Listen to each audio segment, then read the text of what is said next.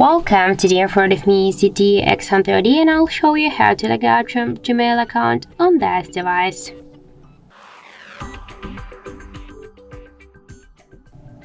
So if you want to log out from Gmail account in Gmail app, you should first open the application.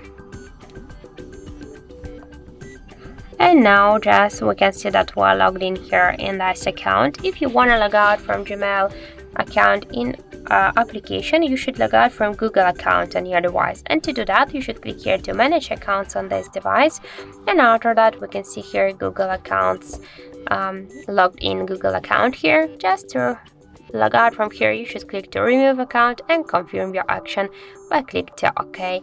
Now you should enter your password, PIN code, or draw the pattern if you have just one from this log methods. And after that, let's go back to the application and we can see that we just successfully log out also from Gmail app. So that's it. Thank you for watching, and if you find this video helpful, don't forget to leave a like, comment and to subscribe our channel.